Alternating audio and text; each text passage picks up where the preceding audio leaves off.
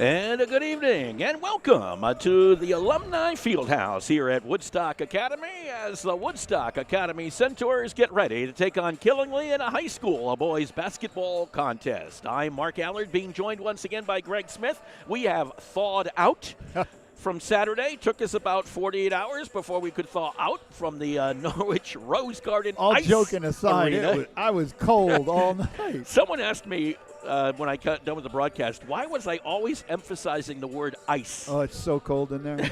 It's And not only that, but the air conditioning was blowing directly on us. The air conditioning was on. Yeah. I'm like, are you serious? Yeah. So we had air conditioning on top of ice. So if there's a reason why I emphasize the word ice at the Norwich Rose Garden Ice Arena, likely our last to visit there this year.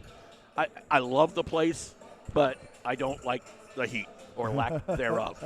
We have plenty of heat tonight, and it should be a hot one in this gym because we have two teams that are 5-1 coming in. Woodstock Academy 5-1, Killingly 5-1, Plainfield 5-1. All of them sit up on top of the ECC North region. And this regional schedule that we're playing this season, these guys known each other since they were embryos. Yeah, they've been playing with each other, against each other their entire lives, and there's no love lost. There is no, and they, like you say, with a rivalry here, they just played the other day, last Tuesday, in fact. It was the last game for Woodstock Academy because they were supposed to play Wheeler on Thursday. That game was canceled due to a lack of players on Wheeler's side. So the last game these two Woodstock played was against this very same Killingly team, and the Centaurs came out on top 42-37 at Killingly.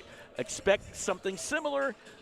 You got to say that Woodstock Academy probably would like to see a little bit more scoring. Absolutely. In this game. Their game is predicated on going up and down the floor, getting as many points as you can. They push every time they get a rebound. I've seen them get layups on made baskets. They're pretty good at getting the ball up and down the floor. But if their three-point shots aren't falling, then they've got a little bit of a problem. Exactly. So they'll have some work to do there if the threes don't fall. The free throws always do fall, it seems. Field goal percentage has been pretty good for the Centaurs. And we had a chance to talk to a man who probably knows about all of that. Yeah. The head coach of the Centaurs, Marty Hart. We'll have that pregame coming up in just a moment. This Lenten season, give up that so-called fish in your freezer. Instead, come to Grill 37 and enjoy fresh, hand-battered fish and chips. Join us every Friday evening from 4 to 6 from February 19th through the month of March for our Friday Fish and Chip Special. For only $12.99, you'll enjoy an amazing plate of wild-caught cod with fries, homemade coleslaw, and tartar sauce. Reserve your table today by calling Grill 37 at 860-315-5640 or enjoy at home by ordering to go. Check us out at grill37.com. Welcome back to the Alumni Fieldhouse as the Woodstock Academy Centaurs take on Killingly in a high school boys basketball contest. Marty Hart, the head coach of the Woodstock Academy Centaurs, with us. And in a season like this, Marty, I guess you could say this is about as big a week as you can get when you have Killingly, Plainfield, and Griswold back to back to back. And here you are, tied with those two, Killingly and Plainfield, atop the ECC North. Yes, it's going to be an exciting week for us and for the boys. We're glad to have those games at home. Great rivalries for us. We're looking forward to getting after it. You know, the last time you played these guys wasn't all that long ago. Killingly, that is. Last Tuesday, I think. Am I right there? 42-37, a win. Kind of one of those defensive struggles, looking at the way they play their games, looking at their percentages and scoring averages. I think that's the way Killingly wants to keep that one today. Keep that transition down and keep it slow. Probably. They're very patient on offense. And, even as I watch the film again, I'm just impressed on how patient they are. They go from station to station and really try to get what they want. So we got to limit touches for Yanni and try to disrupt Krashevitz and see how we can do with the rest of the guys. Well, you mentioned Yanni. He is Yanni Barabo from Killingly, averaging a double-double, 16 points, 12 rebounds, and he's only a sophomore. Right. He's a big kid. He moves with such fluidity. And he's got big muscle, so he can muscle it up inside or stretch you out and shoot the three. So we got to really be on our toes and be locating him and ready to help. How much do you guys want to get into more of a transition game against these guys? Would it benefit you? We'll see. It's tough to tell. If we transition with a purpose, we have the speed and the shooters to make that happen. if we go for early offense and it doesn't work out, then we're left scrambling. So it's a mixed blessing. I'm all for it. I want them to push the ball under control, fill the lanes, and see what we get. If we don't get what we want, then I'd like to pull it out and run a good play. You know, you've got to like the way you mix it up from your inside-outside game, because you have a lot of versatility out there. You know, Dmitry Zinchenko can go from a 1 out to a, go from the 5 down low to a 1 out front. Ethan Davis can play probably anywhere between I would say between the 1 and the 4 when you really look at it. The versatility he has. Logan can be a 1 or a 2. Do you like that versatility? I do, because for us, we got to find the right combination in the right moment. Each night's a different story, and as I've looked through it, I'm impressed with our athleticism and our balance and our ability. So if we just play to our strengths and work together and be strong on defense, we'll have a good night. You know, do you have to take it one game at a time this week? Is that what this is? Don't look ahead. Don't think about anything else but the game in front of you? Of course, and even if we could look ahead, we wouldn't want to look anywhere other than Killingly. I mean, it's our biggest rivalry, it's a home matchup, and that's all we're thinking about. And if you win out, you have some home games probably next week. Right, yeah. As a coach who steps back and looks it on paper, we certainly do control our own destiny. So if we don't want to get on a bus again, we just got to keep winning. And from that point of view, do you say to the guys, hey, this may not be a normal year, but this is as good as it gets? It is. I mean, we're playing for what's in front of us, and we'd like to grab the regular season championship, and then we'd like to compete for the tournament championship. Sounds great. Marty Hart, the head coach of the Woodstock Academy Centaurs. We tip it off next. When it comes to financial planning, one size fits all isn't a fit at all. Ask the O'Brien Group, a financial advisory practice of Ameriprise Financial Services, about the exclusive Confident Retirement Approach. It's a personalized, flexible, step-by-step approach towards financial balance, so you can feel confident about the future as well as your wants and needs of today. With the Confident Retirement Approach and a one-on-one relationship with an advisor, the O'Brien Group will help you live life and save for tomorrow in a way that's right for you. It's what financial balance is all about. So call me, Pat O'Brien, today at 860-208-9913. My office is conveniently located above the Shopper's Guide in downtown Putnam, Connecticut at 66 Main Street. The Confident Retirement Approach is not a guarantee of future financial results. Investment advisory products and services are made available through Ameriprise Financial Services Incorporated, a registered investment advisor. Looking at the Eastern Connecticut Conference North Region standings, it goes like this. Woodstock Academy 5-1, winners of their last 3. They've beaten Turtle Out, Putnam, and Killingly. Killingly 5-1. After their loss to Woodstock Academy, they did down Wyndham on Friday. Plainfield 5-1, winners of their last 3. Griswold 4-3, winners of their last 2. So there's Woodstock Academy's schedule for the week. Wyndham's 2-3, Putnam 2-4, Turtle Out 1-4, Lyman 1-5, Wheeler 0-2. Haven't played a lot of games because of a lack of bodies down there in North Stonington. Well, I think Coach Hart was a little coy with you about wanting to go up and down. I was hoping that would be the case. Right. So I think they're going to try and go up and down. Although they can win, as they proved against Killingly the last time, they can win a gutted-out slugfest down low, hit the free throws. As you mentioned earlier, this is a team that's got some fundamentals to it. They shoot well. They play defense well. They shoot their free throws well. So they have a chance to do some special things. Now, can they put it all together tonight? We'll see. 48.9% from the floor, 29% from three-point land, 76% from the free throw line that's on getting the it season. done. That's not too horrible, that's for sure. Just about ready for the starting lineups here at Woodstock Academy as Killingly's in town. Woodstock Academy Athletic Director Sean Saucier is going to take care of the opening lineup introductions for us. Saves my gets a different voice on there for a while. Let's put it that way. So we're going to turn this on over to Woodstock Academy Athletic Director Sean Saucier and tonight's starting lineups here at the Alumni Fieldhouse. Yeah, we got some more time, huh? Well, 10 seconds. I just looked up at the clock and said, I didn't time that one out too well. Professional I am not, huh? Well, we've been on the air quite a bit in the last couple of weeks. That's true. I looked up and I said, this is not going to work. Now we're going to turn it over to our athletic director, Sean Saucier. Good evening to our broadcast audience, and welcome to tonight's Eastern Connecticut Conference boys basketball matchup featuring Killingly High School and your hometown Woodstock Academy Centaurs. Let's meet the starting lineups for tonight's game. First, the visitors from Killingly. A sophomore forward, number 21, Yanni Barabo. A junior guard, number 5, Trevin Russ. A junior guard, number 10, Jason Grishevitz. A senior guard, number 13, Sam Durantzel.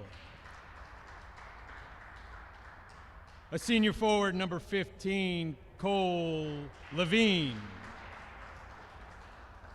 Killingly is coached by Mr. Jim Crabtree. And now the starting lineup for the Centaurs. A junior guard, number 22, Parker Anderson. A junior forward, number 14, Ethan Davis. A senior guard, number 12, Andrew Johnson. A senior forward, number 32, Dmitry Zinchenko. And a senior guard, number 5, Logan Talbot.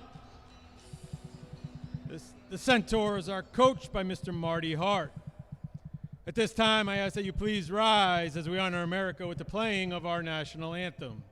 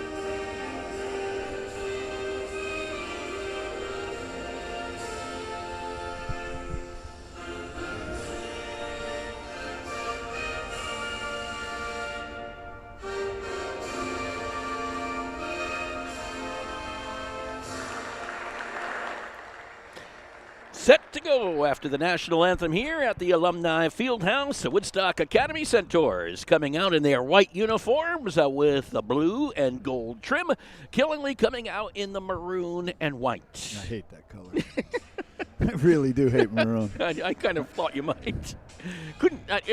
Greg is not very opinionated. No. Not very much at all. No, never. You know, when I first moved to this area and I saw Wyndham with the maroon and blue, I had these flashbacks. Are you ready? Okay. Our big rivalry in high school, I grew up in Danville, Pennsylvania, Yep. was Shikellamy High School. Shikellamy High School. Okay. The Braves, they were blue and maroon. Oh, I hate it. I hate it. Set to go, Dmitry Zinchenko in the center circle against Yanni Barabo for Killingly. And all set, Peter Vitale and Andrew Brum are your officials today, and it was Brum who I think tossed that one up. And with the basketball is Jason Grishevitz for Killingly.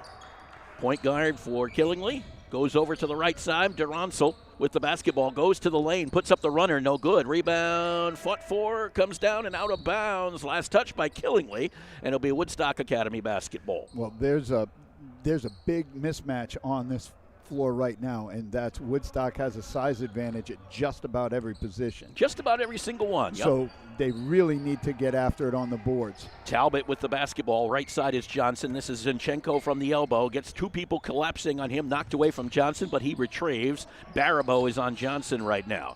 Grisevich picks up Johnson. He dumps it down to the free throw line. Zinchenko back out to Anderson. Right side, Davis had it knocked away. Davis manages to get up in the air, tap it back, and he got it back himself. Talbot just outside the arc gives it to Zinchenko from 3. No, rimmed it out. Rebound comes down to Baribeau. 12 rebounds a game for Yanni Baribeau. Dmitry Zinchenko, he'll take those threes, makes 40% of them. Underneath on the baseline move, foul on Davis, as going up was Levine.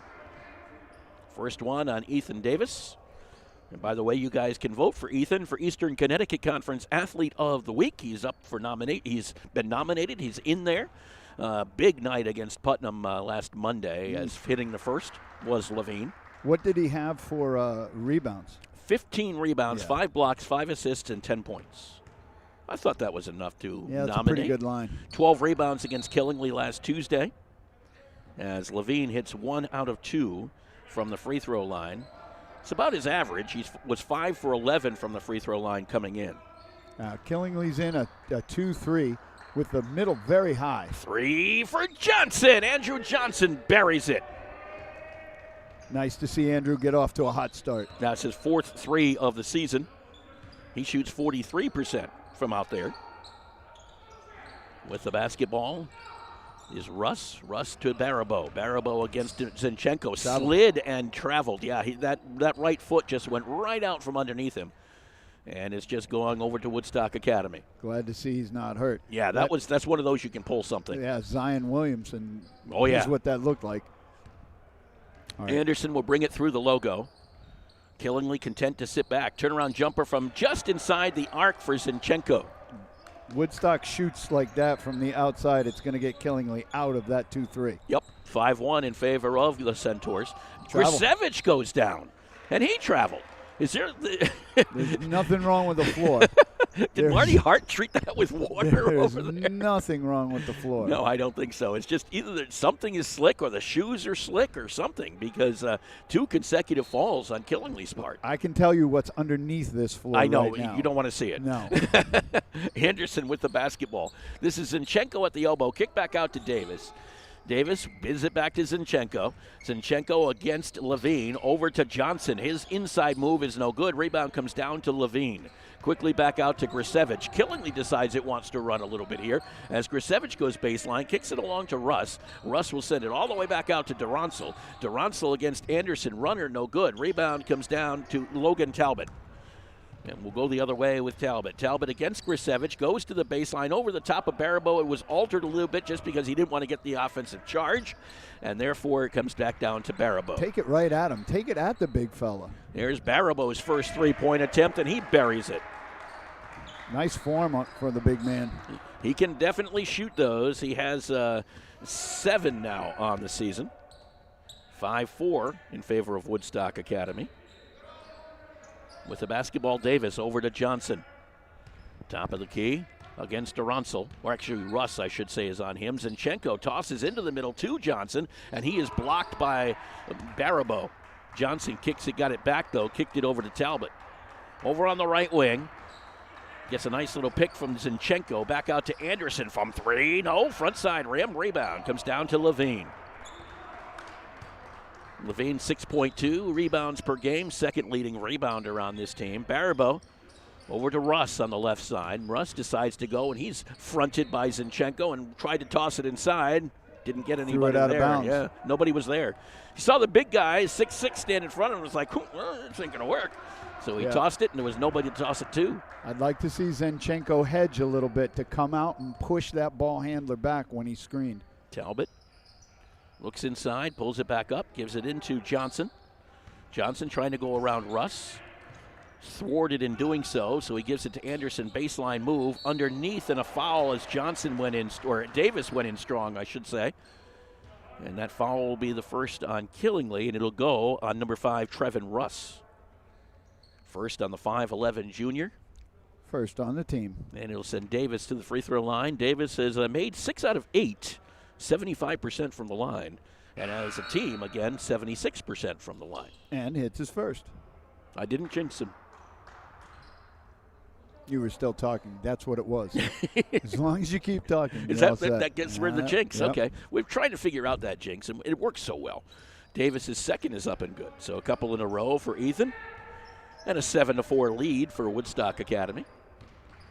Grisevich gives up the basketball to Jason Simino, 5'10 junior guard, into the game for a first time. This is Grisevich against Johnson. Brings it back out top, 5'10 junior. Looked at Baribeau and then just said, okay, go inside, Yanni. I'll take it okay from out here. He'll sit back and look. This is where Killingly might get a little patient here. Simino kicks it back out to Grisevich. Grisevich has it a lane. Fall away jumper over Talbot. It's good. That was a long Talbot that he shot over. Yeah, he did. That fall away helped him. Yep. Gave him a little bit more room. Zinchenko lost control as he kind of stutter stepped in. Grisevich picked up the loose ball. Chance for Killingly to take a lead here. This is Yanni Baribeau. Over to Grisevich. Grisevich averaging 13.8 points per game. Second on the team in scoring for Killingly. Dribbling around up top against Andrew Johnson. Over to Simino. This is Duronsel. Back to Grisevich. His three-pointer is on the way. Short. Comes all the way out to Zinchenko, who will play out there a lot. This is Talbot with an over-the-top bullet pass to Anderson. Back to Johnson. Back to Talbot. Wing it around to Zinchenko. Down on the baseline, Davis. Cross-court Anderson from three. Get it! Nice ball movement. Absolutely. Parker Anderson's three-pointer goes down. He's now made 6 of those on the year in a 10-6 lead for Woodstock Academy. Living by the threes here early. I'd like to see him shoot more. Runner from Baribeau. He's fouled as he goes in. It might be Anderson. That'll be the first on Anderson, and it is. Second on the team. 6-foot junior guard, Parker Anderson. I think this is a mask break that we're getting here. We're going to take a very short break as well for a mask break. Be back with more from the Alumni Fieldhouse with the score 10-6 in favor of the Centaurs. Woodstock Academy fans, the Centaur Shop is the place to go for all blue and gold apparel. Shop the latest collection of hoodies, tees, sweatpants, shorts, and more on shop.woodstockacademy.org or visit us in person at the Centaur Shop, located on the south campus of the Woodstock Academy. Jacob Hernandez checks into the game for the Centaurs along with Liam Blanchflower. And that's the thing about Woodstock. They're deep. Yeah, they are. There's no question. You can go a few more into that bench. So you can run a lot of presses. You can run a lot of different defenses because you can get in foul trouble and be much more aggressive on the floor with that kind of depth. 3 3-pointers between the two teams already tonight. So we've seen a lot of outside play. We've seen, I guess you could call it deliberate for the most part today. Not a lot of fast break moves. But Killingly has not really held it out either. They've taken it to the basket for the most part. Baribeau will go to the free throw line. 57%. Actually 17 for 25, so a little bit better than that. But he misses the first. As a big man, you have to be good at free throws because you are going to get hit when you go underneath and you are going to go to the line. Second one, 1 out of 2 for Baribeau. And a 10-7 lead for Woodstock Academy. As we near the 2-minute mark here in the first quarter, Jacob Hernandez, the senior, as we said before, missed all of last season but served as manager. He had a torn labrum. Anderson tries to drive the baseline, has to give it up. Blanchflower working against Baribeau, kicked back to Talbot from 3. No, rimmed in and out. Rebound, Hernandez gets up there and gets it. And a foul underneath. Yeah, a jump ball. Good, stay with Woodstock Academy. But that's one thing. Jacob Hernandez stands 5'7", right? And that's generous. Yeah, and he's got 16 rebounds on the year. Right. So he averages almost 3 rebounds a game. Yeah. I was talking to Coach Mike Bourgeois before the game, and I love this kid's game because he just gets after it. And 7 of those rebounds of his 16 were offensive boards. Yeah. Important. And that one was yet another one. Ethan Davis throws that dangerous cross-court pass. Anderson picks it up, dumps it down from the elbow right to Davis on the baseline. What a pass by Parker Anderson. That was a thing of beauty. 12-7 in favor of the Centaurs. 17th assist on the season for Parker Anderson. Duronsel gives it up to Grisevich. Over to Baribeau. Baribeau gets some help on the pick. Throws up a three-pointer, no good. Rebound comes down to Parker Anderson. R.J. Faria into the game now for Killingly. Hernandez with the basketball against Gibbs. Well, thought about giving it to Talbot, then tried the bounce pass through the legs of Barabo to Davis. Fortunately for Woodstock Academy, it hit a Killingly player and went out of bounds. Now, Barabo's taking those threes. Who's going to rebound him? That's going to be a problem. Levine wasn't in the game at that time. Faria's in there now. Levine's back in now. Underneath, they work it to Davis. No good. Rebound, Levine has it. Yeah, Levine got a very short rest. Grisevich will bring the ball up the floor. Help. Yeah, Duronsel will look at Davis and then bring it back outside and give it over to Grisevich. Underneath, Simino back out to Duronsel. Goes against Anderson, running left-hander, and a foul. Might have been Anderson with the body. We'll see. If it's Anderson, that's It'll be 2. a second, yeah. No, it's not. It's 20. Instead, Liam Blanchflower picks up his first, the 6'4" senior forward. 3rd on the team. It was one of those two. They were kind of sandwiched in there. So Duronsel to the free throw line. 5 for 11 on the season, 6 for 12. That's about what Killingly averages, is somewhere in that ballpark of 50, 60% in free throw shooting. Eventually that comes back to bite you. Oh, yeah, if you miss a lot, that can hurt. Second one for Duronsel, nope, there's that 50%. Zinchenko on the rebound, he's back in the ball game. This is Hernandez, got around Duronsel, nice anticipation, put up the jumper, hit the backside of the rim. Zinchenko on the rebound, Talbot from 3 will not fall. Rebound, Barabo pulls it down against 2 Centaurs. Over to Grisevich. The quarterback running the club up the floor, 27 seconds to go, first quarter. Over on the far side is Simino. Barabo, jumper from 3 for Grisevich, and he buries another one. 12-11 in favor of Woodstock Academy. Blanchflower on the baseline move. Answers that a little bit, 14-11. Three-pointer again to tie it, not quite. A little bit off the mark for Grisevich to end the first quarter of play. Woodstock Academy up on top of Killingly by the score of 14-11. More and more these days, it feels like sports are losing out to hype. Who dissed who? Who signed the fattest contract? Who got busted for cheating? Lost 2 is the unique capacity sports have to inspire us, to unite us. Well, great news, sports fans. Sports are still being played for the right reasons. They're still as entertaining as they are character building. You just have to know where to find it. And you only have to look as far as your local Connecticut high school. You know, the place where the games are exciting, concessions are affordable, and the parking is free. Where the emphasis is on hustle and heart instead of hype. If you prefer real, honest-to-goodness sport played for all the right reasons, you'll find it at your hometown high school. High school sports. Games are being played this weekend at a Connecticut high school near you. Okay, everybody. Who's in? This message presented by the Connecticut Interscholastic Athletic Conference and the Connecticut Association of Athletic Directors. And welcome back to the Alumni Fieldhouse. Unfortunately, fans not allowed right now, but hopefully that will change as we get into spring. 14-11. We're getting better, but it's not time to take your foot off the brake. No, not yet. And an interception of a pass by Zinchenko puts down the layup and puts it home. Nice anticipation by the big guy. Is that his first basket of the game? No. Oh, my bad. He's got 2. 2 baskets already. 16-11 in favor of the Centaurs. Ethan Davis was leading the team with 4 points. Now I guess Dimitri's in there as well. Cole Levine back out to Grisevich, trapped in the corner. Gets it away from Johnson and Davis. Found Russ with it.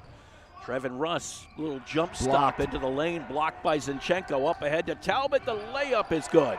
Crabtree wanted to travel, not going to get it. And a timeout is going to be called by Jimbo Crabtree over there on the corner. He wanted that travel. I didn't think it was a travel. No. 7:13 to go here, first half. 18-11, Centaurs. Fresh. That's the thought that goes into everything that Grill 37 serves. Grill 37 takes pride in every step of bringing a delicious meal to your dinner plate. All steaks are certified Angus beef, hand-cut in-house. Grill 37 takes the time to make all of its soups, stocks, sauces, and dressings by hand. Nothing comes from a can, and it's a difference you can taste. It's Grill 37, 37 Putnam Road in Pomfret. For reservations, call 860-315-5640. Good timeout for Jim Crabtree. The Centaurs have scored the last 6 points. Nice spurt. Zimchenko on the interception and layup, and then Talbot on the leak out after the block. Yep. And Ethan Davis started that with the block. So it will be Killingly basketball. They trail by 7 now, early here in the second quarter. And Woodstock's turning up the pressure with a 2-2-1 press. Yeah, a little bit something. We haven't seen much pressure today. Well, 2-2-1, you want to get the ball in the middle. If you're Killingly, you need to get the ball middle, diagonal, trap that, trap it. Grisevich from Levine. Grisevich misses the shot. Russ on the rebound on the other side. It's actually Durantzel. Durantzel puts it down. 18-13 in favor of Woodstock Academy. So that press didn't quite do what they wanted it to do. Well, that's the risk you take when you press. Talbot to Johnson. Dumps it down on the baseline. Davis was blocked from behind and fouled from behind. Might be Levine. I think it is. Hard to tell. You can't see the fingers from here. We're not sitting at the scorer's table like we anymore. normally are. Yeah. Instead, we have to wait until it comes up on the scoreboard because we can't see 13. it. It was Durantzel who got it from behind. So Davis to the free throw line hits the first. They don't miss many from the charity stripe. Now, that could be the curse. No, it's when Talbot shoots a free throw. That could be a curse because maybe I should say it now so I don't say it later. Don't even think it. Don't even think it, he says. Yeah. Grisevich with the basketball for Killingly. Against Johnson. Goes, that was a foul. Yep. The elbow given out by Ethan Davis, and that'll be his second. Yeah, he reached out that elbow, gave him a little shove, and he got called for it. And that's his second. Yep. Team's fourth. Killingly basketball underneath. Durantzel will take it out, the 5'10 senior guard. Gets it into Grisevich. Looks over to Durantzel. Anderson is on Grisevich.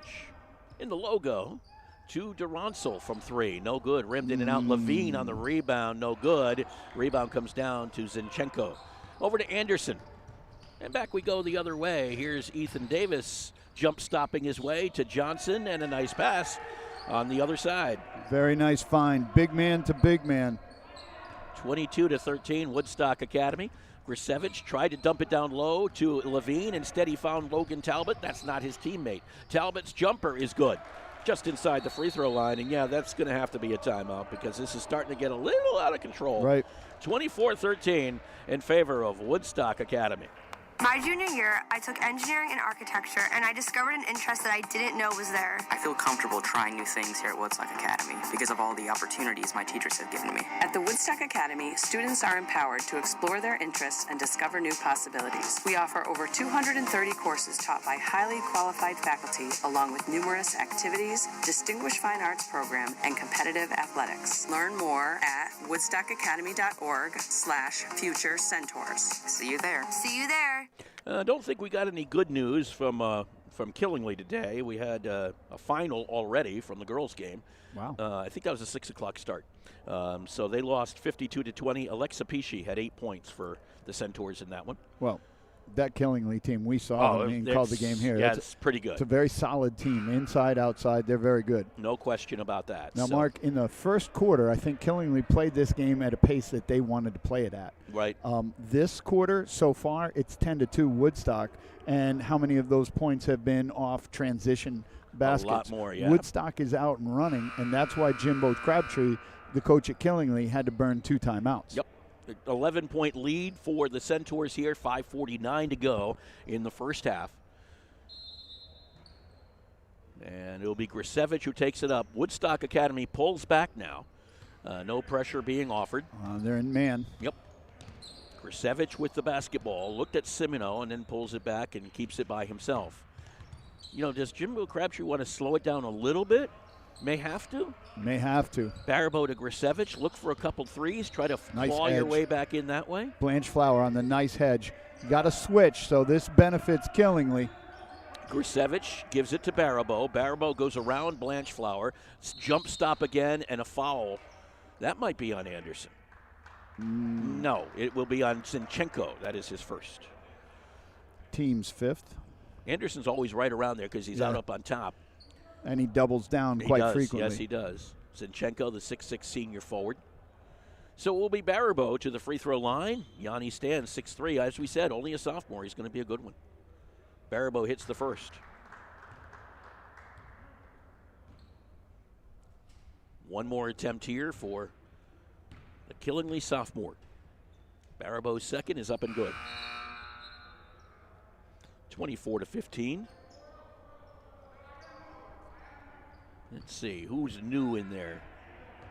Nobody we haven't seen before, I don't think.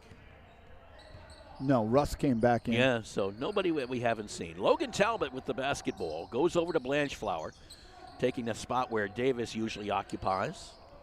They dump it down at the free throw line to Zinchenko. Look down low to Blanchflower. Tied up, ball ripped away. Tied up again, Johnson and Barabo. Now they'll call the jump ball, and it'll stay with Woodstock Academy. Nice hustle play by both Blanchflower and Johnson to get that jump ball and retain possession. Well, Blanchflower did all he could to keep it, then was ripped out of his arms, and Johnson was right there to kind of jump into the fray. Now what he did that nice inside pass, and that's a nice two-pointer for Dmitry Zinchenko. And a nice pass by Andrew Johnson. Yeah, absolutely. So 26-15 in favor of Woodstock Academy. 13th assist for Andrew Johnson on the season. Grisevich with the basketball high above his head. This is Barabo trying to back his way in on Blanchflower. Fall away, will fall.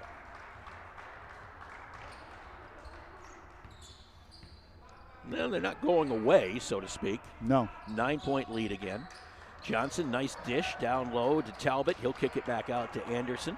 Zinchenko works his way around to Johnson. Johnson bullet pass too hard, but got it back was Blanchflower. Kicks it back to Talbot from three. No, rebound Barabo. Or actually, Duranso came down with it. Looked like they were going to pull that one out of their hat, so to speak, because that one was almost lost in the middle of the lane. Grisevich from three, no good. Hard rebound that comes, well, Russ had it. Then a reach, was it a reach-in foul? I think Talbot. Yep. Wow. Talbot's foul. He came out actually with a hand on his hip like he was hit. And he was. He might have been, yeah. That was a pretty good shot both of them took. Mask break. Mask break on the floor. Mask break from us as well. What's the score? Woodstock Academy 26 and Killingly 17. Woodstock Academy fans, the Centaur Shop is the place to go for all blue and gold apparel. Shop the latest collection of hoodies, tees, sweatpants, shorts, and more on shop.woodstockacademy.org or visit us in person at the Centaur Shop, located on the south campus of the Woodstock Academy. And welcome back to the Alumni Fieldhouse. First of 3 games this week. Don't worry about it. Greg just made a mistake on fouls. Yep. And I can tell you why. Counting. No, brain freeze. Yeah. From Saturday. Could be. We've been doing a lot of games lately. There's no question about that. And we do have 2 more for you this week. Yes, we will be here on Wednesday night for Woodstock Academy against Plainfield. We'll be doing that game for you. And we'll be here on Friday night for Woodstock Academy against Griswold, and that is senior night. So we'll be here on both of those occasions as well. So it's going to be a long week ahead. No question about that. As it will be Killingly basketball with 3:53 to go here in the first half. Grisevich Hernandez is back into the ball game for Woodstock Academy. Grisevich brings it through the logo. This is Barabo. Barabo with that right-hand dribble stops inside. He's got some nice body movement. Absolutely. In there. Second consecutive basket for him. He can shoot from the outside. He can hit from the inside. 26-19, Zinchenko to Hernandez. Davis was standing on the baseline. I don't think he was expecting that little handoff from Hernandez. No. If anything, I think he was trying to clear some space. He just said, I thought you were going in. Yeah. He was going to go in for the rebound. He was trying to clear some space for him so he could come through, and Jacob just got to handle it to him like, this didn't work out too well. Grisevich with the basketball. 7-point game. Killingly's not going away. In the logo. 4 consecutive points for Baribeau. You don't want to see him get hot. 16 points, 12 rebounds a game. That's pretty impressive for a sophomore. Grisevich right around the free throw line, hands it off to Baribeau. Against Zinchenko, bounce pass inside. This is Justin Baker who wields his way in, and a foul underneath. And Hernandez, they got caught on a switch, and Hernandez got put on Baker. Wrong guy. He was guarding Baker, and Baker just backed him in. Hernandez did what you have to do, make him earn it, put him on the line. 5'7", about maybe 140 against a 6'3", probably 200. Baker hits the first free throw. Baker only averages just under a point a game, so he's already reached his average today. Second one is good. So this is a 6-point run now for Killingly, and we're back to a 5-point game. It's taken a little while. Taken about a minute and a half, 2 minutes to get the 6-point run going, and now we have a travel. Yep, he did. Talbot being a little bit... well, now you have to dial up the defense. Yeah. This is Grisevich. And don't let Baribeau get a sniff. Russ with the basketball. Over to Grisevich. Over on that left side. Johnson on him. Looks to the corner. That's Russ back over there once again. Back to Grisevich. Left side. Grisevich will take those threes. Johnson's right on him. Gets a pick there from Baker. Goes in, blocked by Ethan Davis. And back comes Logan Talbot. Talbot, that high bounce pass, goes down. Problems along the baseline. It may have gone out. It did, but it was last touched by Killingly. So it will be Woodstock Academy basketball. Blanche Flower will come back into the game for the Centaurs, who will replace Dmitry Zinchenko. And Zinchenko is expending a lot of energy on the defensive end covering Baribeau. Now Blanchflower's turn to do it. They get the ball into Davis, over to Talbot from 3. No, backside rim, rebound comes down to Johnson. Anderson from 3. This one goes down. Parker Anderson gives a 3-pointer to break that run. And we're back to an 8-point lead for the Centaurs, 29-21.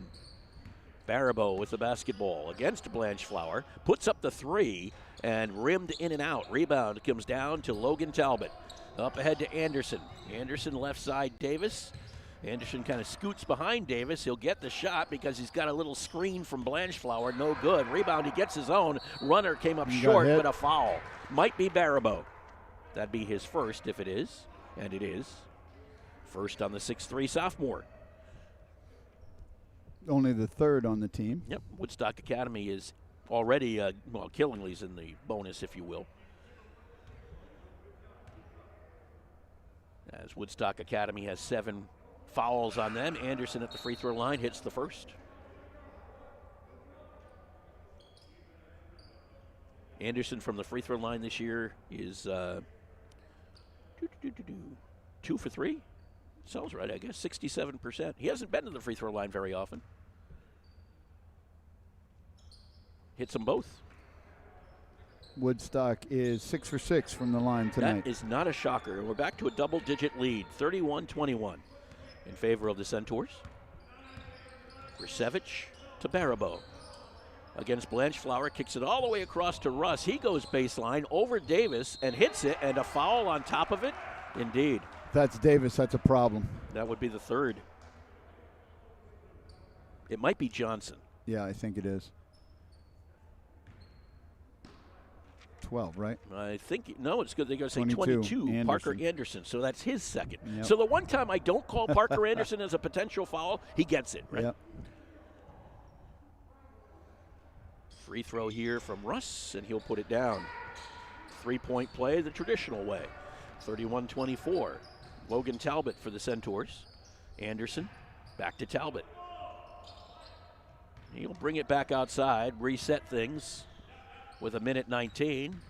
Johnson trying to dribble his way in against Levine, no good. Rebound came down to Baribeau. Up ahead to Russ. Russ looks like that baseline move again. Another jump stop, and no good. Rebound, however, comes down to number 20, R.J. Faria, who puts it in. Weak side rebounds are a killer. Faria, another one who doesn't score a lot of points. But you know what? You can take advantage of a weak side rebound like that. Why not? From the elbow, Johnson hits it. 33-26 Centaurs. Grisevich, Baribeau, 37 seconds to play in the half.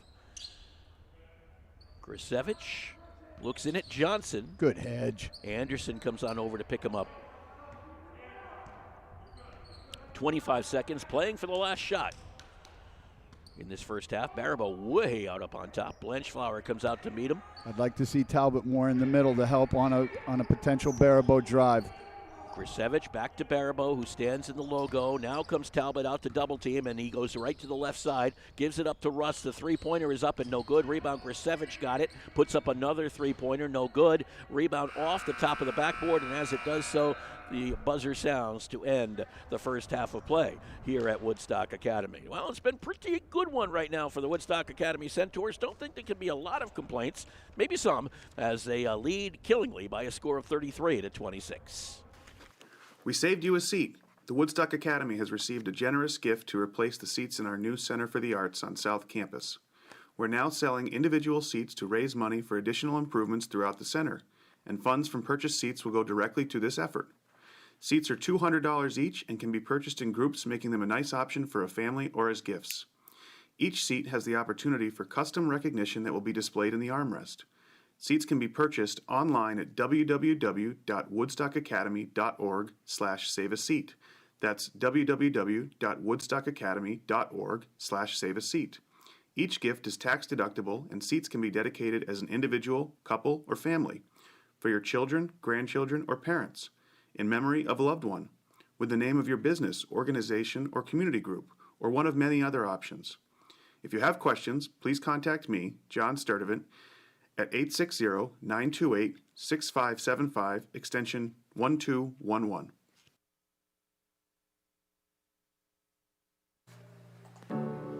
Being a teenager is tough.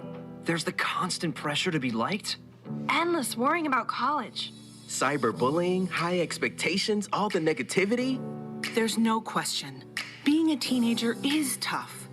And what do Connecticut's teens do when they want to block out the noise and clear their heads? We play! Yeah! Research shows that teenagers who participate in high school sports have lower stress levels, more confidence, and greater self-esteem. And then there's the biggest benefit of all. High school sports are fun. Not just fun. They're a lot of fun. Encourage your teenagers to participate in a sport or activity when they go to high school. They'll stress less and smile more. And they'll be laying the foundation for a happier, healthier future. This message presented by the Connecticut Interscholastic Athletic Conference and the Connecticut Association of Athletic Directors. And welcome back to the Alumni Fieldhouse on this Monday night. Monday night basketball. Monday night, big Monday. Big Monday. Yeah, you could call it that, I guess. Do you have any announcements today? None? I do. You do, you said. First off, the schedule. You wanted to do that on a Saturday night. Yeah, I wanted to make sure that any students that are listening or their parents, this is the schedule. It just came out today. It got emailed to your student and probably emailed to the parents as well. What we have now with our hybrid schedule is Monday is Blue Day, Tuesday is Gold Day, and then we have an office hours Wednesday where classes are short and teachers are available in the afternoon, and then Thursday and Friday are e-learning days. That's going to happen for this week and the following 3 weeks after that until the week of the 29th through April 2nd. Then we're going to go 2 weeks to a bridge schedule. And that will be blue on Monday, gold on Tuesday, blue on Thursday, gold on Friday, and the Wednesday half day will stay. And we'll do that the week of the 5th of April through the 9th and the week of the 12th of April through the 16th. And that takes us to April break. When we come back from April break, Mark, we go back to 4 days in-person learning with that Wednesday half day, and that's everybody. There's no blue, there's no gold. Everybody's back in the classroom, and I include you because you're teaching now. I'm in the classroom, yes. Yep. So we get to see our kids. Yes, we do. All of them together for the first time. And, if there are kids out there that are doing e-learning, they're virtual learners. If you can come back, if the health reasons that precluded you from coming to class during this hybrid session, hopefully you'll be able to now that we've got this a little more under control, and that would be amazing. So that's the schedule. Check your email if you have any questions. I'm sure it's on the Academy's website, or contact me, gsmith@woodstockacademy.org, and we'll be able to talk about the schedle. That's one. How about, guess what? You got 2.5 minutes. Can you do that? I can do that. Okay, Here's the next one. The cookbooks that Model UN. Yes. I cooked the pasta, Susie Racine's pasta carbonara. Oh. It was one of the best things I've ever eaten. That was worth the $15 for the cookbook. Model UN is selling cookbooks. Some of the most amazing cooks at Woodstock Academy have put in recipes, and it's just fabulous. Highly recommend it. To get that, see Susie Racine or Sarah Ziedzik at woodstockacademy.org. Yes, Racine, Sarah Ziedzik, and I can spell that if you absolutely make me. Wouldn't that be funny if I did? But I'm not going to make you do it. I can do it. I know you can. I can do it. I know you can. Okay, so first half statistics. Yes, statistics. Wow, you did that in 45 seconds. Yeah. That was pretty good. For the Killingly team, you've got Trevin Russ with 3, Jason Grishevitz with 5, Sam Durancel with 3, Cole Levine with 1, RJ Faria with 2. They're led by Yanni Barabo. He's got 10, and Justin Baker has 2. That's 26 points for Killingly. For Woodstock Academy, you've got Logan Talbot with 4, Andrew Johnson with 7, Ethan Davis with 6, Liam Blanchflower with 2, Parker Anderson leads the team with 8, and Dmitry Zimchenko has 6. Now that's balanced scoring, and that's Parker Anderson and Andrew Johnson leading the team. You're not depending on Talbot. You're not depending on Zinchenko, but you know that they're going to explode. You know they're going to get their own points. There's no question about it. Talbot came in averaging 15.2 points per game as a leading scorer on this team, and Zinchenko at 12.5. So you assume there'll be some points here for them in the second half. A lot of things have not fallen for them right away. Zinchenko hasn't taken many shots either. Logan's taken a few shots. They just haven't fallen. Yep. So from that point of view, certainly a good first half for the Centaurs. We'll see if they decide to continue to do. Because if they do what they've been doing, it'll work out pretty well. Well, they won both quarters. Yep. First quarter was 14-11. Second quarter was 19-15. Killingly made a run. They cut into the lead, but Woodstock responded quite well. Woodstock's got a little bit of foul trouble. Davis with 2 and Anderson with 2. Well, they averaged 17 points in the first quarter, 14.3 in the second. That'd be 31. Pretty close to their average right now. If that happens according to plan, they'll have almost 16 points in the third and about 15.5 in the fourth. Well, we'll have to come up with a half point somewhere. They're running a 1-3-1 right now, and we've seen this defense pay dividends like Starters that. for both sides, as picking the pocket was Talbot of Grisevich. He goes in, and a foul on the floor will go against Jason Grisevich, and that'll be his first. Well, that one I got right. Once in a while, I'll get one right, you know. Just want to point that out. Once in a while, I get it right. Broken clocks right, what, twice a day? Is that the way it works? I'm lucky if I get that many. Yeah. Anderson into Talbot. Talbot from 3. No, front side rim rebound comes down to Levine. Back over to Durancel. Russ is out there, as is Barabo and Grisevich. It is Zinchenko, Johnson, Davis, as a runner is put up and no good by Barabo. Out of bounds off Davis. He'll stay with Killingly. And that's what you want to do to the 1-3-1. Attack it. Anderson and Talbot. You have to attack it. Don't let it come to you. You have to attack it. Anderson and Talbot are the other two players out there for Woodstock Academy to start the second half. This is Durancel on the drive. Puts it up and got it to fall. And again, attacking the 1-3-1. That's what you have to do to be successful against it. And we're back to a 5-point differential, 33-28. We've almost seen as many points as the first game had, period. Yep. This is a down low pass from Johnson to Davis, and that's a travel. Ooh, could have been an offensive foul. I was a little bit concerned about that because that would have been his third. Little push off there and to get some room for himself, but he got called for the travel instead. As with the basketball is Jason Grisevich bringing it down the floor. Trying to direct traffic. Talbot's meeting him as he gets it over the timeline. Grisevich gets it over to Russ.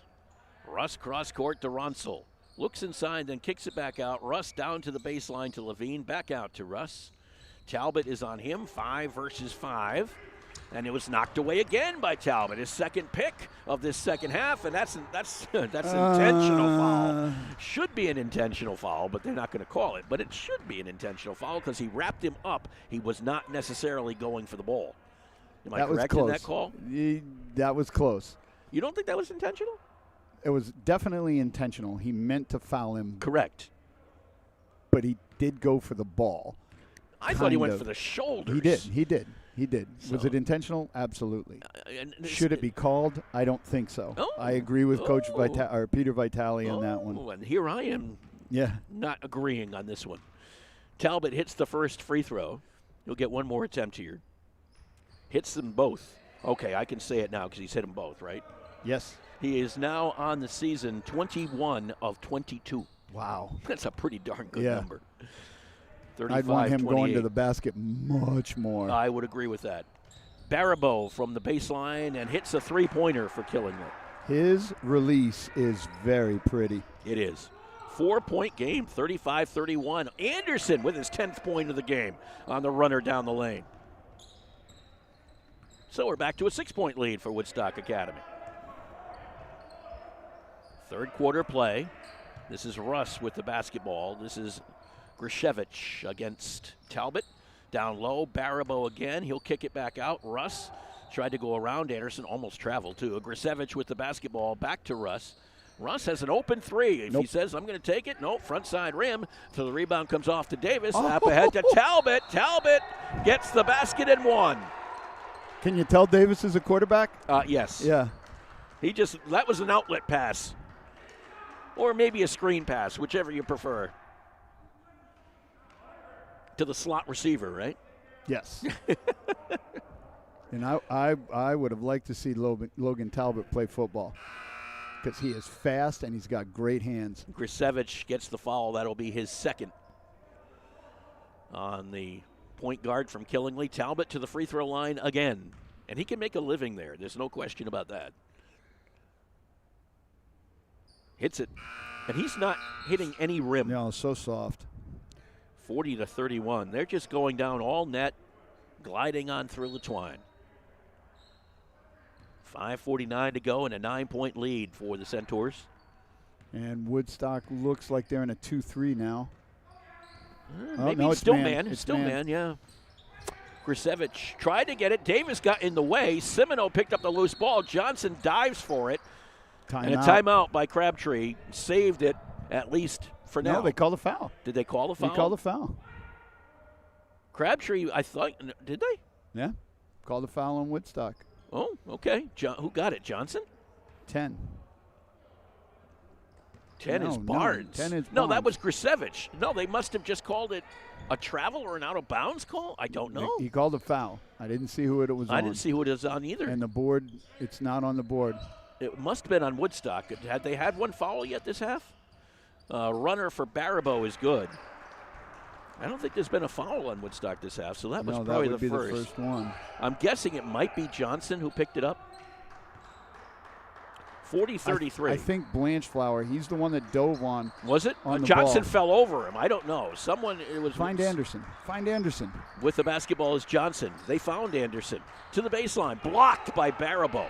That was a pretty heavy-duty block as well. Grisevich picks up the loose ball, and back we go the other way. Knocked away from Grisevich by Talbot, picked up by Semino, back out to Grisevich.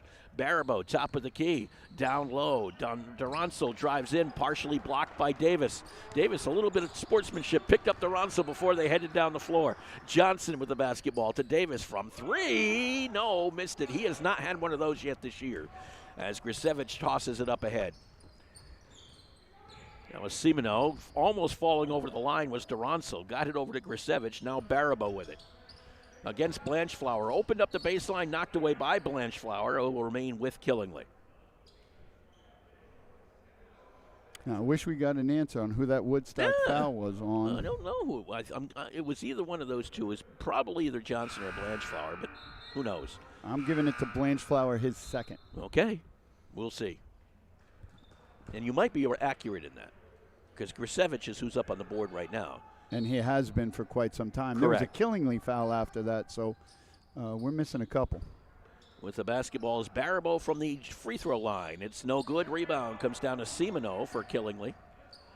Simino with it. Over to Grisevich. With this height advantage, we really can't give up offensive rebounds. No. Durance back to Simino, I should say. Back to Durance. Here's Barabo. Again, tried to stop himself in a foul as he did. Zinchenko will pick that one up, yeah. You can tell because he had his hands out like, really? Me? Who, me? Yeah, not me. Second one on Zinchenko. And it'll be Killingly basketball underneath. Centaurs nursing a 7-point lead as Simino puts up a three-pointer well short. Zinchenko gets the ball. Got it over, knocked away. It was a tough pass to Johnson that was knocked away by Durance. Grisevich cannot hold on to it as he goes down. Talbot picks up the loose ball, dribbles behind his back, brings it up the sideline from the left side, puts up the three, no good. We got a timeout. A timeout Woodstock called before Talbot took the shot. So a timeout by Woodstock Academy with 3:34 to go here in the third quarter, 40-33. This Lenten season, give up that so-called fish in your freezer. Instead, come to Grill 37 and enjoy fresh, hand-battered fish and chips. Join us every Friday evening from 4 to 6 from February 19th through the month of March for our Friday Fish and Chip Special. For only $12.99, you'll enjoy an amazing plate of wild-caught cod with fries, homemade coleslaw, and tartar sauce. Reserve your table today by calling Grill 37 at 860-315-5640 or enjoy at home by ordering to go. Check us out at grill37.com. 3.5 to play here in the third quarter. 40-33 lead. Woodstock Academy over Killingly. Logan Talbot, I think if he would have hit that three, that would have been quite the adventure down that sideline, huh? I think that's what Coach Hart wanted to do. He just wanted to gather the troops. That was a little frenetic, and he wanted to reduce the pace of play and get them to have a good offensive set here. Well, it turned out to be pretty good because it didn't wipe out a basket because it did not go in. Yep. So he at least did not wipe out 3 points there by calling that timeout. Nice job filling in on the scorers table there, Coach. Coach Saucier filled in for Mr. Garso. Oh, really? I didn't even see that. Yeah. You were doing the clock. They allow you to do such things like that? Wow. Oh, my So gosh. a little bit of a mask break here after the timeout. I think that's what happened, yeah, the mask break, because no one had called the mask break, and there's 3.5, and it's supposed to be done at 4 minutes long. At 4 minutes of the game, anyway. But Barabo is going to get his points. I Yes. mean, right now he's looking at 15 points on the game, but you got to make sure you limit the rest of the team. If Barabo gets his, that's fine, but make sure nobody else hurts you. So we've got to know where Grisevich is every second of the game. has been somewhat dangerous on his drives. Russ likes to take the ball to the hole. Right. But the whole key is you got to keep Barabo. You gotta keep him under control. He's going to get his. You're in good shape. Don't let him explode. And I think they're doing a nice job showing to him. Now, Killingly's showing a 2-3 right now. Jackson gonna be gets into the basketball game for the first time today for Woodstock Academy. Anderson with the basketball. Anderson on this right side against Grisevich. Anderson looks over at Jackson Getz. Coming out is Liam Blanchflower. It is zone. This is Getz with the basketball. Back over to Zinchenko. Zinchenko right side. Parker from three. No good for Anderson. Rebound underneath Getz. Jackson Getz on the follow. That was partially blocked. Anderson's shot was partially blocked. Getz gets it and puts it home. 42-33. That was for you. Getz gets it. Yeah, I know. snagged it. Remember that? We had those before, too. So Getz gets it on this one. Okay, you win this one. Stole it from me is what you did. Yep. With the basketballs, Barabo over to the right side. Grisevich Getz averages just about 3 points a game. The 6-foot junior guard for Woodstock Academy. With the basketball, Barabo kicks it over to Russ. Back out to Grisevich. Down low baseline jumper for Levine. Well short. They don't like those baseline jumpers too much. Those do not fall for Killingly. Anderson into Zinchenko. Put it down. And one is right. Great pass by Parker Anderson. So Zinchenko will go to the free throw line after the foul is called on Durancel, his second. Team's fourth? Yep. Zinchenko from the free throw line this year. Did he have what's he got today? He's got a couple of free, or does he have a free throw? Yeah. Does he have a free throw? He's got 8 points. He's 17 for 23 this year. That's 74%. That's pretty good for a big guy. Durancel kind of hobbled off. And now Grisevich will go take a seat as Logan Gagnon is in for Killingly, along with Justin Baker returns. Zinchenko from the free throw line hits it. Well, I don't have to worry about the jinx tonight, I don't think. 45-33 in favor of Woodstock Academy. This is Gagnon with the basketball. Having trouble right around that half court. Trapped up in the corner. They get it down low as they got the basketball over to Faria. Faria over to Barabo. Up on top, this is Russ. Russ cross back to Barabo from 3, and that just rimmed in and out. Rebound Baker inside, no good. Rebound knocked out of bounds. He'll go back to Woodstock Academy. They've got some new bodies in there. I think, trying to get, I don't know if it's just he get a little rest going or what, but you've got some juniors in there right now for Killingly.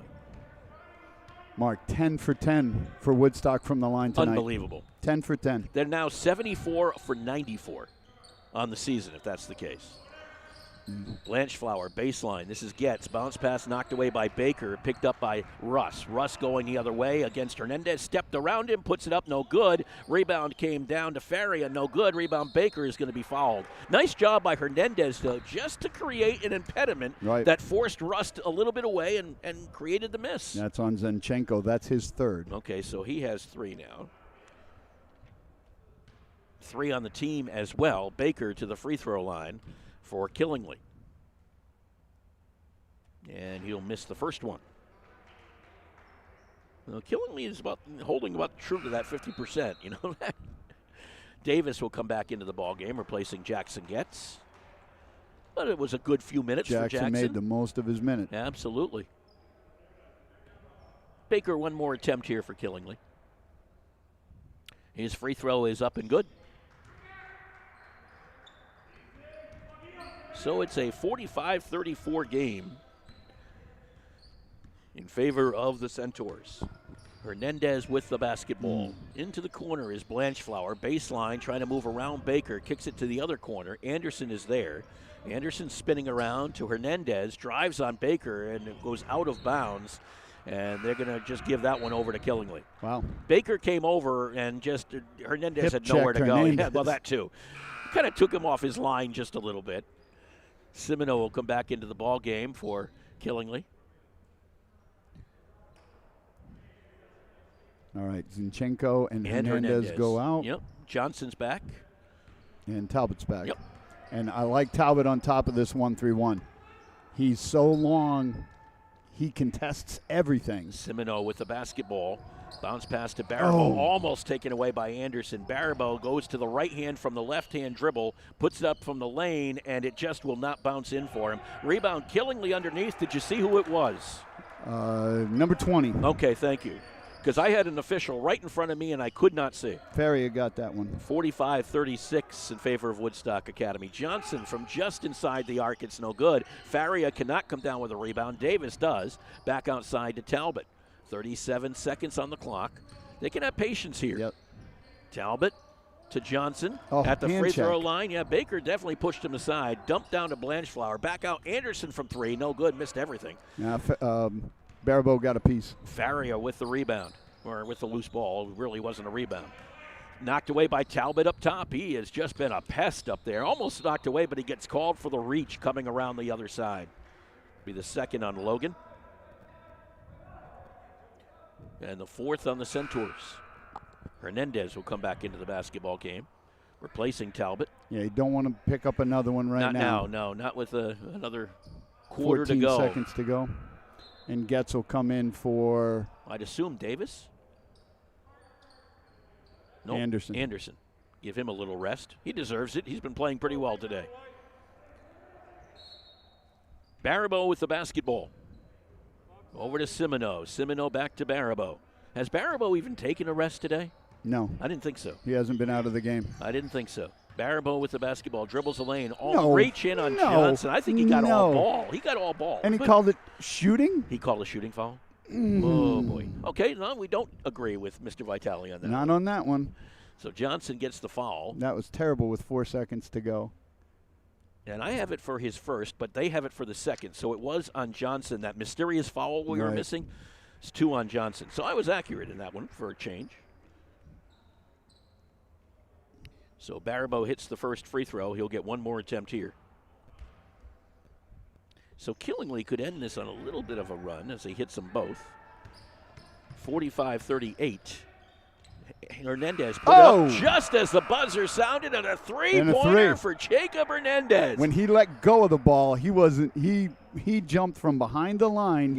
And hit that thing. A runner, beautiful for Hernandez. 48-38, Woodstock Academy after the three-pointer for Jacob Hernandez. Kind of sets the tone, if you will, going into the fourth quarter. A 10-point lead for the Centaurs. When it comes to financial planning, one size fits all isn't a fit at all. Ask the O'Brien Group, a financial advisory practice of Ameriprise Financial Services, about the exclusive Confident Retirement approach. It's a personalized, flexible, step-by-step approach towards financial balance, so you can feel confident about the future as well as your wants and needs of today. With the Confident Retirement approach and a one-on-one relationship with an advisor, the O'Brien Group will help you live life and save for tomorrow in a way that's right for you. It's what financial balance is all about. So call me, Pat O'Brien, today at 860-208-9913. My office is conveniently located above the Shopper's Guide in downtown Putnam, Connecticut at 66 Main Street. The Confident Retirement approach is not a guarantee of future financial results. Investment advisory products and services are made available through Ameriprise Financial Services Incorporated, a registered investment advisor. So how much of a lift is that? A three-pointer right at the buzzer. Huge. Hernandez stays in there, as well should it be. Blanchflower, Davis as we start the fourth quarter. Back to Hernandez.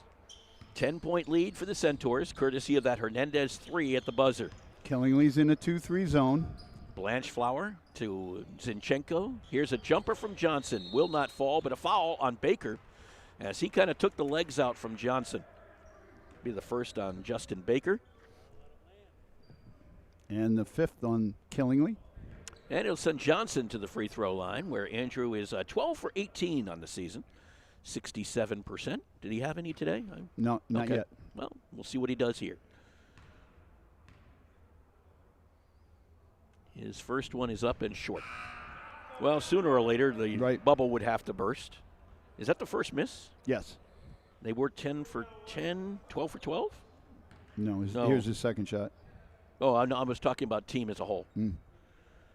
Second one for Johnson is up and good. I'll get you that count in number? just a second. It's 49-38 in favor of Woodstock Academy. They were 11 for 11. Now they're 12 for 13. 12 for 13. Great numbers. Baribeau, turnaround, Jay. Great shot. 49-40 in favor of the Centaurs. Been holding that, 5 to 12-point margin, essentially, is what it comes down to. 5 to 11-point margin. I don't know if we've ever gotten it to 12. I know we've gotten it to 11. Anderson to Talbot. And as long as Killingly stays in this zone, what's the rush? You don't have to rush.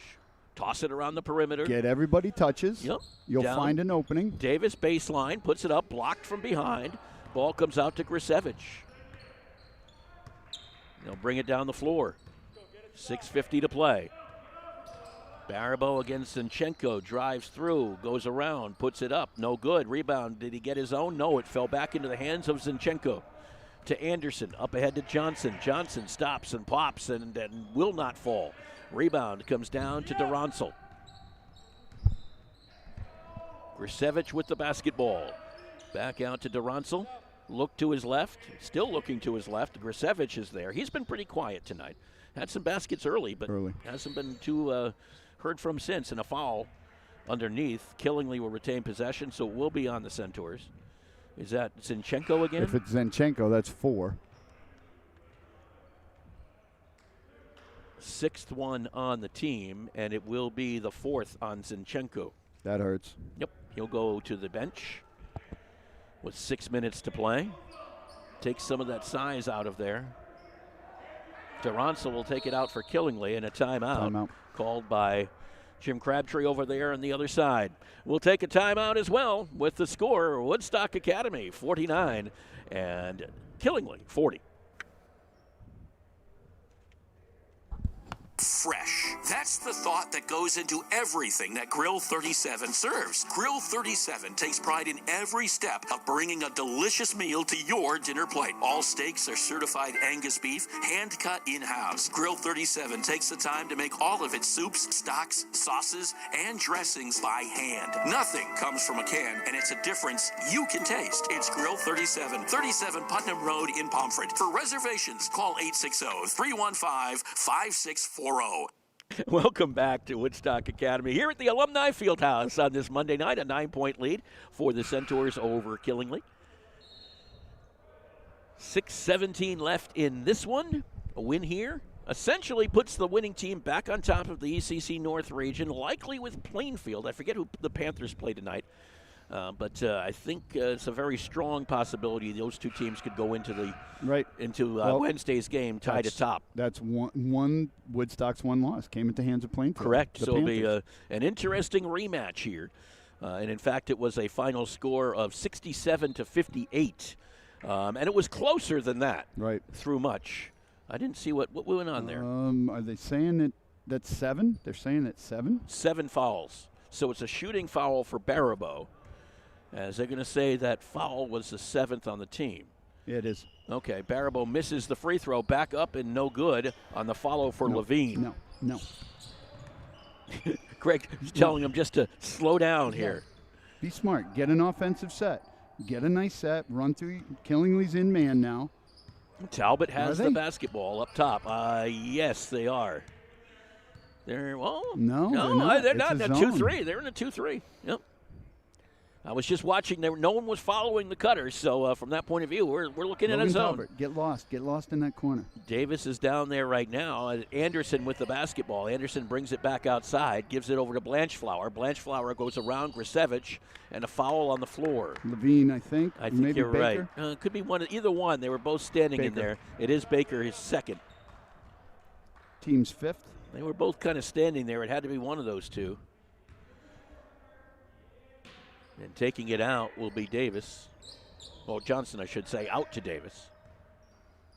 Bounce pass back to Johnson at the free throw line against Baker. Johnson trying to work his way in, thrown it away. Durantzel got right in front of Ethan Davis. Picked up there. Here comes Durantzel the other way. Blocked by Talbot, but they're going to call a foul on Talbot, I think. That is not a shot. No, it's on Anderson out front, so it's even lesser of a shot. That'll be the 3rd on Anderson, and they're going to give the shooting foul. The foul was out top. If it was on Anderson, it had to be before the shot. Yeah. So Durantzel goes to the free throw line. 1 for 2 on the day. And the free throw is up and good. I tried. Yeah, you did, and it didn't work. Nope. We're not been jinxing well today. Let's not try to jinx today because it just doesn't seem to work today. Some days it works perfectly. Two of them for Durantzel. And a 7-point lead for the Centaurs, 49-42. The last basket, the three-pointer from Hernandez at the buzzer was their last basket. So that's a little while ago, almost 3 minutes now. Anderson from 3, no good, gets his own rebound, goes baseline, and he lost it right in the arms of Baker as he was falling out of bounds, had no choice but to try to throw it at Baker, and he caught it. Grisevich with the basketball to Barabo. Back out to Grisevich. Grisevich has a three-pointer on its way, and it goes down. Uh-oh. Well, we're back to a 4-point game here, folks. Woodstock did not defend on that offensive set. Nope. Grisevich had a wide open look. So a 4-point lead, 4.5 to play. Talbot with the basketball. This is Ethan Davis. Has Killingly lulled them to sleep? I don't know. Three-pointer is up and no good for Blanchflower. Rebound Grisevich. Over the timeline, Talbot almost reached in from behind to knock it away. Couldn't do so. Baribeau from 3 and another one. Timeout, Coach? Yep. I think it may be. That's 8 points in a row, 10 points in a row for Killingly. And it's a 49-48 game in favor of Woodstock Academy, and indeed a timeout called by the Centaurs. My junior year, I took engineering and architecture, and I discovered an interest that I didn't know was there. I feel comfortable trying new things here at Woodstock Academy because of all the opportunities my teachers have given me. At the Woodstock Academy, students are empowered to explore their interests and discover new possibilities. We offer over 230 courses taught by highly qualified faculty, along with numerous activities, distinguished fine arts program, and competitive athletics. Learn more at woodstockacademy.org/future centaurs. See you there. See you there. It's a 10-1 run for Killingly to start this fourth quarter, and a 49-48 lead for Woodstock Academy. It was a 10-point lead to start with. Right. And now it's down to 1. But what you do if you're Coach Hart is you tell them, we still have the lead. Yes. Now you have to play intelligently. You have to get the ball to the open shooter. You have to make Killingly make mistakes. We're going to shoot the rest of the game. From here on in, every foul they commit, we're going to be on the line, and we're doing great on the line. Calm down. Be smart. And make a shot or two and get your confidence back. Right. I think right now the confidence is waning out there. Davis to Talbot over on the left side. Talbot takes the 3 and buries it. That does it. They needed that. A Logan Talbot three-pointer gives them back a 4-point lead, 52-48. Grisevich from 3. Backside rim, rebound Blanchflower. Up ahead, Johnson knocked away by Baribeau. Tough pass from Blanchflower to Johnson. Baribeau got in the way. Grisevich gives it to Baribeau. Tries to drive on Blanchflower, and a foul on Blanchflower, his second. Well, if you're Liam Blanchflower, that's fine. Make him earn it from the line. You know, he's got 1-and-1, so make him earn it. 9th foul on Woodstock. Next one, Killingly shoots the double bonus. Of course, he's 5 for 6 from the line tonight. That's the other tough part. He's not missing too many of them. So Baribeau has a chance to cut it back to a 2-point lead, and he misses this one. Well, nice. You worked that one. That one worked. Rebound Parker Anderson, and he'll bring it the other way. Anderson gives it up to Johnson. Johnson tries to go around Baribeau. Over the top of Levine, gets it to fall. 54-48. Centaurs starting to rebuild. Baribeau with the basketball to Grisevich. And his three-pointer is on the way. No good. Frontside rim, but Russ is there to grab the rebound. And a foul on Talbot. Wow, he's got a quick whistle. Yep, that's a foul on Talbot, his third. 10th on the team. And now the 2-shot foul opportunity. And with 3:03 to go, Zimchenko comes back in the game. He's got 4 on him, but they're not going to let him on until after the first shot. Yep. So it'll be Russ to the free throw line, the 5'11 junior guard. And his first free throw is up and well short. He'll get one more attempt here. Now Zinchenko comes in, replacing Liam Blanchflower. 3 minutes to play. 6-point lead for the Centaurs. Well, they sure know how to keep everybody in it. Yep. Keeps our audience intact. Russ hits the second free throw. Well, a team that's as well coached as Killingly is, they've got a run in them. There's no question about it. 54-49. Anderson goes to Davis over on that left side. Looks to Talbot. Right here on the right. They get it to Johnson. Down low, Davis against Russ. Blocked from behind, and an offensive foul? Where was it? Was it an elbow? Where was it? That was a third on Davis. He had a better look at it than me, but I certainly did not see. I didn't see it. Did anyone see it over here? I didn't see it. I didn't see it. And that will be a mask break, I think. 12-6 fouls this half. Yeah. Mask break has been called for with 2:46 to go, and we're going to take a timeout as well. 54-49, Centaurs. Woodstock Academy fans, the Centaur Shop is the place to go for all blue and gold apparel.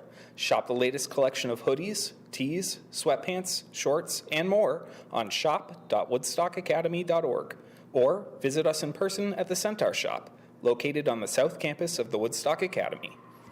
From what I was just looking at, I guess it was a straight arm that, was I didn't see it. You didn't see it? No. But I guess that's what it was. Ruled was a straight arm push, and thus the call on Ethan Davis, and the ball goes back over to Killingley here. And it's an offensive foul, so it's not a shooting foul. So after the mask break with 2:46 to go, a chance for Killingley to cut it down to a one-possession game again. Your message to your team is, we're playing well, we're doing fine. They've got to foul us. They can't play the defense, run the defense they want to, which is a zone. They have to play man at this point. They have to foul you. Move the ball. Don't be very, very careful. You've got to protect that ball. The ball is everything. Yeah, right now it is. Barabo will take it out to Grisevich. Know where Barabo is, and now Davis is on Barabo. Know where Grisevich is. Those are your two shooters out here. This is Duronsel with the basketball against Anderson. They get it out to Barabo. Grisevich went down on the play near the elbow. Barabo backs in. Almost had it stripped away by Johnson. Back out, they kick it to Duronsel. This is Grisevich.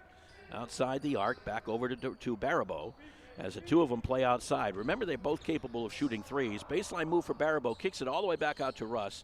Duronsel gives it to Grisevich, almost lost the handle and does. Tried to toss it to Levine, could not. Zinchenko picked it off. With 2:10 left,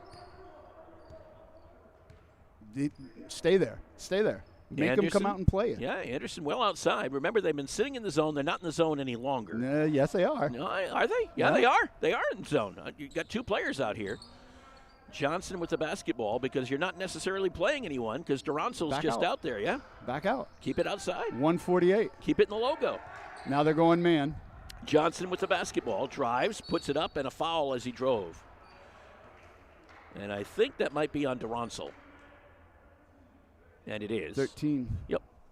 Sam Duronsel picks up his third. Team 7th. And to the free throw line goes Andrew Johnson. And Johnson will get 2. He was in the act of shooting. Well, if anything goes according to plan here, free throws should work well. Yes. Johnson's first is good. One more attempt for Andrew Johnson. 6'2" senior guard from Woodstock Academy. Averaging just about 8 points a game for the Centaurs. And he hits 1 out of 2. Rebound Barabo. 11 for 13 on the night for Woodstock. Grisevich with the basketball. 6-point lead for the Centaurs. Barabo. Back to Grisevich. Johnson on him. This is Russ. Back to Grisevich, trying to give him some more room. Now they try to give Barabo some room. Barabo off the foot of Ethan Davis. Great defense, and he's able to pull it back. Stay there. Now he gives it up to Johnson, who runs it right to the hole. No good. Got his own rebound swatted away by Barabo, and a foul underneath. I think it's Duronsel again. That would be the fourth if it's Duronsel. I think that's who they called it on. Yep, fourth on Duronsel. So to the free throw line will be Andrew Johnson. Killingley teams arguing that Johnson caught his own rebound, and that would be a travel. Right. But it was a shot. It was definitely a shot. Mm-hmm. Johnson at the free throw line puts up the first. It's good. One more attempt here for Andrew.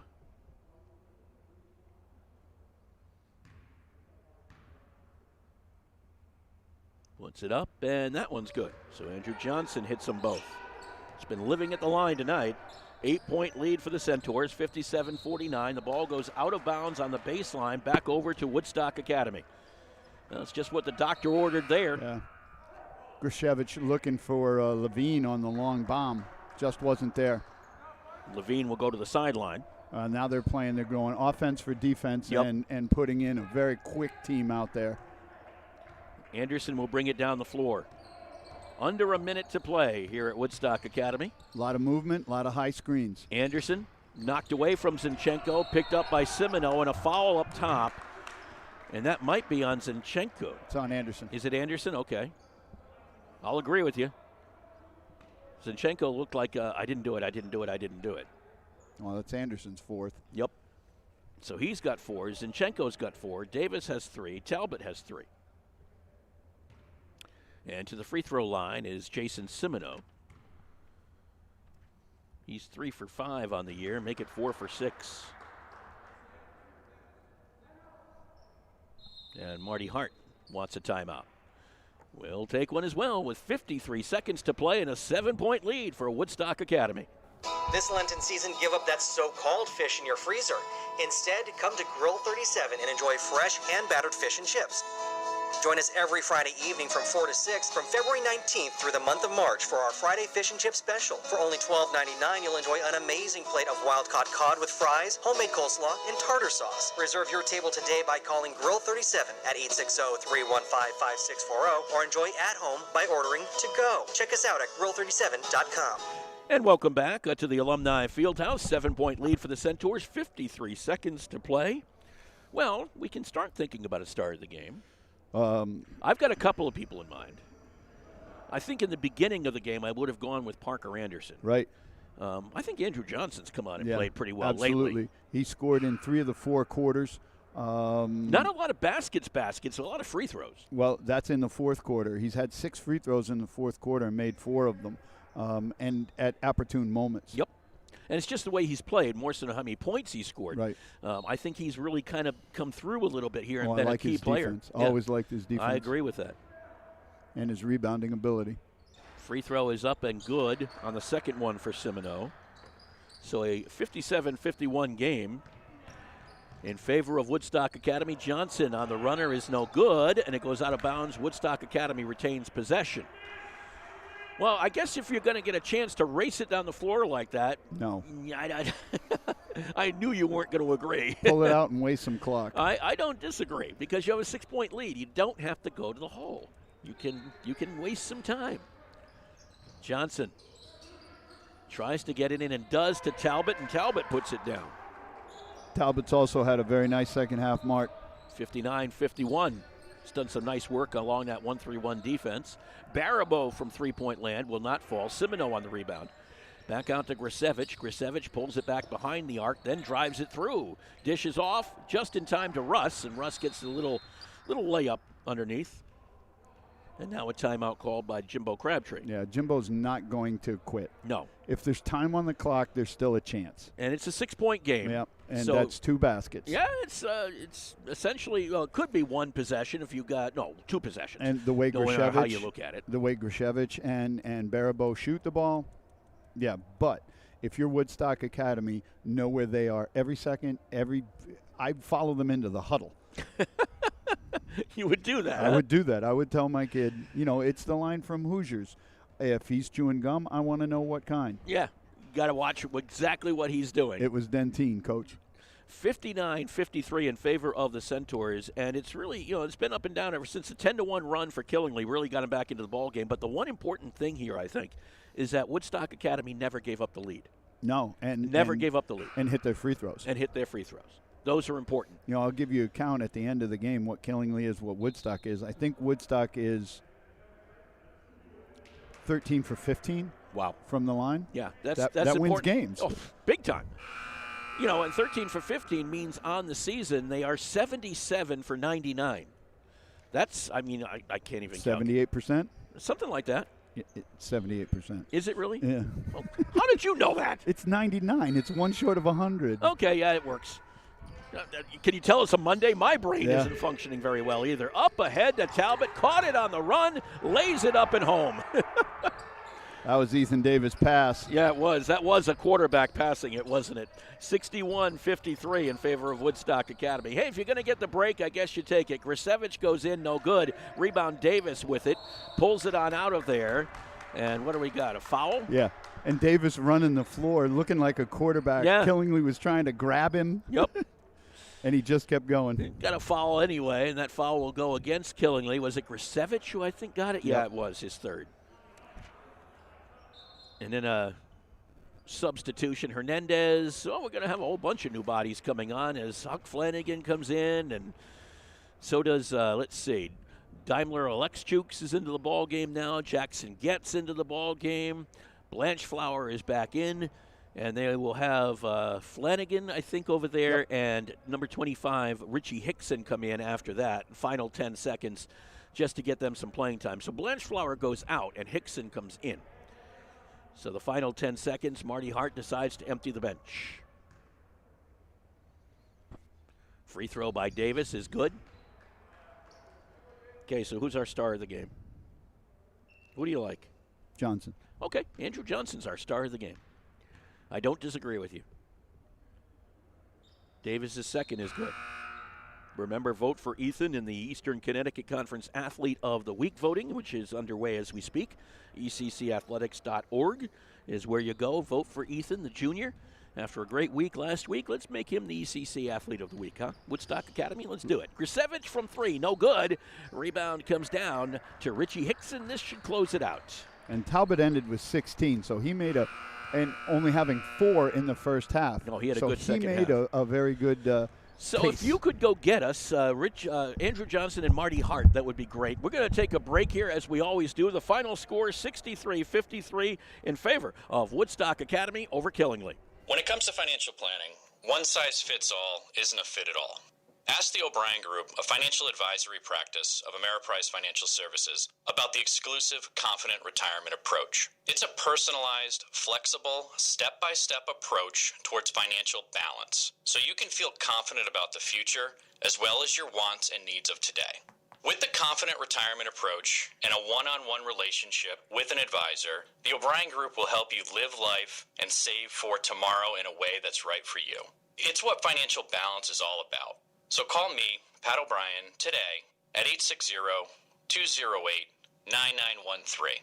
My office is conveniently located above the Shopper's Guide in downtown Putnam, Connecticut at 66 Main Street. The Confident Retirement approach is not a guarantee of future financial results. Investment advisory products and services are made available through Ameriprise Financial Services Incorporated, a registered investment advisor.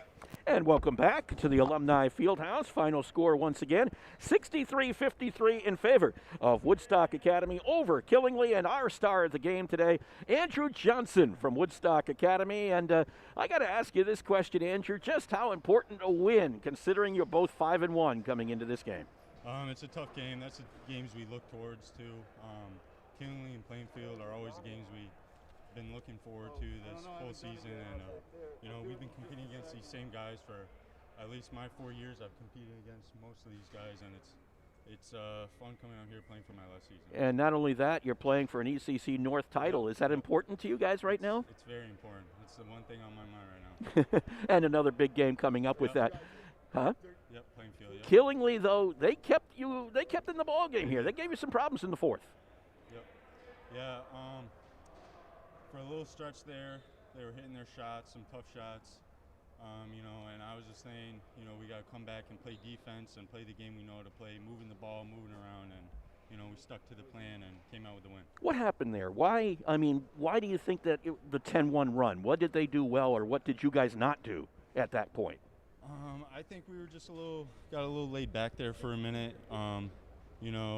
especially coming off the picks, switching the picks, was a big point where they scored a lot. And their two players, number 10 and the Grisevich and Barabo, yeah. Those are the two guys we look forward to, and they were hitting their shots, and we just had to come out and play defense. One thing I looked at was, even though they got close, they never took the lead. Was that important? Yes, that's always important, because as soon as you look at the scoreboard and you see you got the lead, you got a little chip on your shoulder, and you're just trying to go out there and win. And I think we did a great job keeping the lead. And certainly you are playing some of your last games here at the Alumni Fieldhouse. Can you kind of feel that time ticking away, so to speak? I am. I love playing with these guys.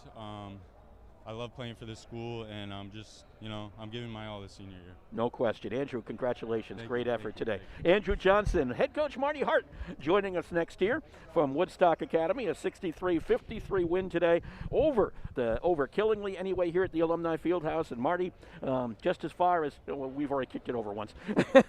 The coffee on the floor, well, happens. But talk about this win. We know it was important for you guys. Yeah, it's a huge win to defend our home court against the number one team in the league. So Killingly came in, and they only had one loss. We had one loss, so we had to get after it. You did. You had to get after it, and you did. Early on, things were going really well. But you almost had to anticipate Killingly was going to come back and make a run sometime. For sure, and we're trying to, keep all the tools in the shed as long as we could, but then we'd pull them out and try it, and they only have a certain amount of shelf life. So they made adjustments, and we kept going. And then late in the game, I felt like we were just going a little too fast when we could have slowed down. And then we talked about slowing down, and then that took the wind out of our sails, and we had to generate some new energy. So it's not easy. It's never easy with Killingly, but that's why we love to play them, and it's a battle, and I'm just thrilled for our kids. Sometimes that prevent defense or offense only prevents you from winning, if you're knowing what I'm saying, because it takes you out of what you were doing. Right, and we still needed to attack. We just wanted to, not attack on the first side, try to get some ball reversal and some inside out, but the guys, I got to give it to them. They bent pretty far, but they didn't break, and I appreciate that. Yeah, you never let them take the lead. That was important. And I just imagine, that if we'd had a crowd here, that would have been a fun one. But it's nice that we were able to get to the line and earn the win right there. You guys are amazing from the line right now. About 78%. What did they do? 13 of 15 tonight? 16 for 18. 16 for 18 from the line. Yeah, that's amazing. We were talking about it the other day at practice, and I said, you know what, guys, they're a special group to me, because you could be the best free throw shooting team I've ever had or witnessed. So just keep putting in the free throws, and we shoot them a little differently in practice now. We shoot one and rotate, because that first one is always the hardest one to get. So they've gotten better at gaining their focus and hitting the first one. And it sets up a huge game with Plainfield on Wednesday. Wow, that's coming up already. So we got to turn the page, and it's a totally different game plan. It's a totally different team. So we've got short rest, and we're going to have to turn around and get ready for it. And we'll be here for that one, too. That one should be a fun one on Wednesday night. Marty, congratulations. Great effort tonight. Congratulations, for your Coach. team. No doubt about it. Greg Smith, some final stats for us here on this Monday night. For Killingly High School, Jason Simino had 2 points. Trevin Russ had 6. Jason Grishevitz had 8. Sam Durancel had 7. Cole Levine had 1. R.J. Faria had 4. Yanni Barabo had 22 to lead them, and Justin Baker had 3. Killingly was 16 for 22 from the free throw line. Normally, that would be pretty good. Yeah, until normally. you hear what Woodstock did. For Woodstock, Jacob Hernandez had 3, that big three-pointer to end the third quarter. Woodstock was led by Logan Talbot, 16. Andrew Johnson had 13. Ethan Davis had 8. Liam Blanchflower, 2. Parker Anderson, 10. Jackson Getz had 2, and Dmitry Zinchenko had 9, 63 points for Woodstock. 63? And 16 for 18 16 for 18 from the free throw line. You figure that one out. Just tremendous. Amazing. From the charity stripe. So 63-53 was your final again tonight as Woodstock Academy prevails over Killingly. They go to 6-1 on the season. Big game coming up against Plainfield on Wednesday night. We'll be right back here at the Alumni Fieldhouse. Same time, about 6:50 airtime. Greg Smith and I will be here. We want to see you then as the Woodstock Academy Centaurs go to 6-1 with a 63-53 win over Killingly. We'll see you